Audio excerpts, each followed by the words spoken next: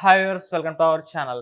మంచు మోహన్ బాబు గారు యూనివర్సిటీ పైన స్టూడెంట్స్ అండ్ వాళ్ళ పేరెంట్స్ కంప్లైంట్ చేశారు, ఆందోళన కూడా చేశారు కదా.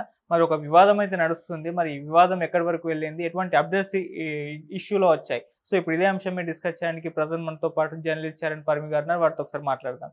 హాయ్ అన్న. హాయ్ అన్న, మోహన్ బాబు గారు యూనివర్సిటీ పైన స్టూడెంట్స్ వాళ్ళ పేరెంట్స్ అందరూ కూడా ఆందోళన చేస్తారు, అక్కడ అక్రమాలు జరుగుతున్నాయి అన్నారు, ఎన్నో కంప్లైంట్లు చేస్తారు. ఇది ఒక వివాదం అయితే నడుస్తుంది.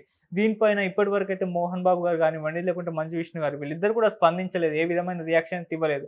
అయితే ఇప్పుడు మంచు మనోజ్ గారు రియాక్ట్ అయ్యారు అని చెప్పేసి వార్తలు వినిపిస్తున్నాయి. మరి ఆయన ఏ విధంగా రియాక్ట్ అయ్యారు, ఏం మాట్లాడుతున్నారు ఆయన?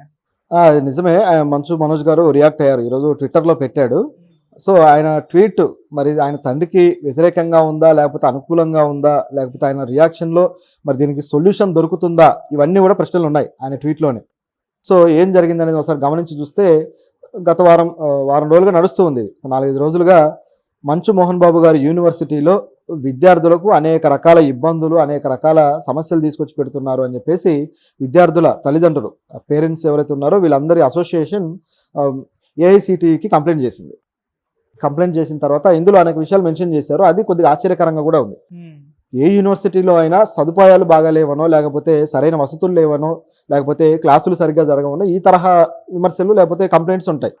ఈ యూనివర్సిటీకి సంబంధించి మాత్రం డిఫరెంట్గా వెరైటీగా ఉన్నాయి కంప్లైంట్స్. అవి కొద్దిగా ఆసక్తికరమే, అవి కూడా మాట్లాడుకోవాలి. ఎందుకంటే విద్యార్థులు, డే స్కాలర్స్ ఎవరైతే ఉన్నారో వాళ్ళకి ఫుడ్ ఇంటి దగ్గర నుంచి తెచ్చుకోవడానికి లేదు, మా క్యాంటీన్లోనే చచ్చినట్టు తినాలి అని చెప్పేసి రూల్ పెట్టడం, అవతలోడు ఏం తినాలనేది వీళ్ళే డిసైడ్ చేయడం అనేది ఒక పనికిమాలిన పని. ఇది ఇక్కడ జరుగుతుంది. దీంతోపాటు ఫీజులు మామూలుగా ఈ బీటెక్లకి ఎంత ఫీజు తీసుకోవాలో దానికన్నా చాలా రేట్లు ఎక్కువగా తీసుకుంటున్నారు అని చెప్పేసి ఒక కంప్లైంట్ ఉంది. నిజానికి ఫీజులు అనేవి ఆ కాలేజీ ర్యాంక్ను బట్టి, ఆ న్యాక్ ర్యాంక్ ఏదైతే ఉంటుందో దాన్ని బట్టి, కాలేజీకి ఇంటర్నేషనల్ లెవెల్లో ఉండే ఆ స్టాండర్డ్స్, ఆ ర్యాంక్ను బట్టి ఉంటుంది. కానీ ఇక్కడ చూసుకుంటే 164 ర్యాంక్ ప్లేస్లో ఉంది ఓవరాల్గా చూసుకుంటే మన దేశంలో ఉన్న యూనివర్సిటీల్లో. సో అటువంటి పొజిషన్లో ఉన్న యూనివర్సిటీ ఇంత హై ర్యాంక్ ఫీజులు తీసుకోవడం అనేది కొద్దిగా ఇబ్బందికరం. పైగా చాలా కొత్త యూనివర్సిటీ, ఆల్రెడీ చరిత్ర కలిగిన యూనివర్సిటీ కూడా కాదు. ఆయన ఇప్పుడు 92లో ఆయన విద్యానికేతన్ స్టార్ట్ చేసి ఆ తర్వాత దాన్ని రీసెంట్గా ఒక 2-3 ఏళ్ల క్రితమే యూనివర్సిటీగా మార్చారు. ఇది దానికి ఉన్న ఇది.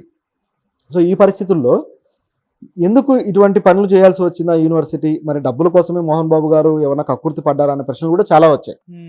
ఇంకా చూస్తే విద్యార్థులు ఎవరైనా ఇలా తిరిగి క్వశ్చన్ చేస్తే వాళ్ళని కంట్రోల్ చేయడానికి బౌన్సర్స్ని పెట్టారట. అదేమన్నా పబ్బా బౌన్సర్స్ని పెట్టి మెయింటైన్ చేయడానికి.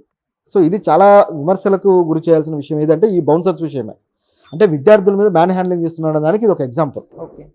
రెండోది, అక్కడ ఏ సమస్యల మీద ప్రశ్నించకుండా, రాజకీయ చైతన్యం కూడా అక్కడ లేకుండా, నిజానికి యూనివర్సిటీలు అంటే అక్కడ విద్యార్థుల్లో రాజకీయ చైతన్యం ఉండి స్టూడెంట్స్ యూనియన్స్ ఉంటాయి, ఆ యూనియన్స్ ద్వారా పోరాడుతూ వస్తుంటారు. ఏదైనా సోషల్ ఇష్యూ జరిగినా సరే ఇక్కడ రాస్తారోకోలు చేస్తుంటారు. అటువంటిది ఒక ఫ్యూచర్ లీడర్స్ని యూనివర్సిటీలు తయారు చేస్తాయి. ఇప్పుడు కన్హయ్య కుమార్ ఎంత ఫేమస్ వ్యక్తి, విద్యార్థి సంఘ నాయకుడిగా వచ్చి రాజకీయాల్లో అడుగుపెట్టిన వ్యక్తి. ఇటువంటి వాళ్ళు అనేక మంది లీడర్స్ ఉన్నారు. అంతెందుకు చంద్రబాబు గారు, వైఎస్ఆర్ గారు కూడా వాళ్ళ యూనివర్సిటీల్లో విద్యార్థి లీడర్లుగా ఉన్న వాళ్ళే. ఇప్పుడు అనేక మంది ఉన్నారు. అలాగే మన ఈ తెలంగాణలో చూసుకుంటే ఈటెల రాజేందర్ కావచ్చు, వీళ్ళంతా కూడా యూనివర్సిటీల్లో వాళ్ళు పనిచేస్తూ ముందుకు వచ్చిన వాళ్ళు. అలాగే ప్రొఫెసర్ నాగేశ్వర్ గారు కావచ్చు, వీళ్ళంతా కూడా అక్కడ లీడర్స్గా ముందుకు వచ్చి పని చేసి ఆ తర్వాత ఇటువైపు రాజకీయాలు కావచ్చు, వాళ్ళకి ఇష్టమైన కెరీర్ కావచ్చు, అటువైపు వెళ్తూ ఉంటారు. సో అటువంటి అవకాశం ఉన్న యూనివర్సిటీలో విద్యార్థులను బౌన్సర్స్ ద్వారా కంట్రోల్ చేయడాలు, మీరు ఇలాగే ఉండాలని చెప్పడాలు, ఇది అస్సలు ఏమాత్రం సరైంది కాదు. ఇది ఇక్కడ ఉన్న పరిస్థితి. అయితే వీటన్నిటి మీద కంప్లైంట్ అయితే ఇవ్వడం జరిగింది. పెద్ద దుమారం రేగి మీడియాలో కూడా బాగా వార్తలు వచ్చాయి. వచ్చిన తర్వాత ఇప్పుడున్న పరిస్థితి ఏంటంటే, దీని మీద మోహన్ బాబు గారు రియాక్ట్ అవ్వలేదు, మంచు విష్ణు గారు రియాక్ట్ అవ్వలేదు, వీళ్ళిద్దరు రియాక్ట్ అవ్వలేదు. 4-5 రోజుల తర్వాత మంచు మనోజ్ గారు రియాక్ట్ అయ్యారు. ఆయన ట్విట్టర్లో ఏమంటున్నారంటే, మీరు చేసిన ఫిర్యాదులన్నీ కూడా నేను చూశాను, నా గ్రహింపుకి వచ్చాయి. సో మరి ఇందులో ఏది వాస్తవం ఏది అనేది ఇంకా మనం తెలియజేసే విధంగా మా నాన్నగారికి నేను దీన్ని తీసుకువెళ్తాను, ఈ విధంగా ఆరోపణలు వస్తున్నాయి, దీని విషయం మీరు చూడండి అని చెప్పి తీసుకువెళ్తాను అని చెప్పేసి ఆయన ట్వీట్ చేశారు. అంటే వ్యక్తిగతంగా ఆయనకు చేరుస్తాను అని.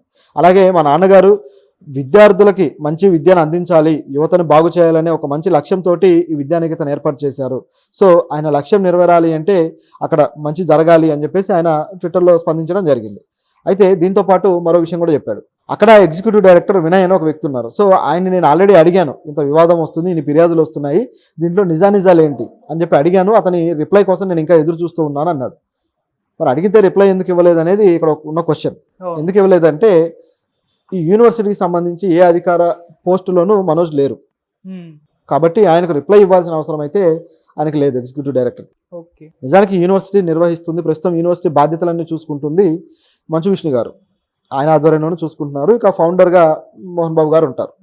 సో వీళ్ళిద్దరు చూసుకుంటున్నారు. మనోజ్ యాక్చువల్గా వీళ్ళతోటి ఒక విధమైన వ్యక్తిగతంగా కొంత గ్యాప్ వచ్చిన మాట మనం ఆల్రెడీ గతంలో మాట్లాడుకున్నది అందరికి తెలిసిందే. అన్నదమ్ముల మధ్య అలాగే కుటుంబంతో గ్యాప్ వచ్చి ఆయన సపరేట్గా తన కుటుంబం నడిపించుకుంటూ వెళ్తున్నారు.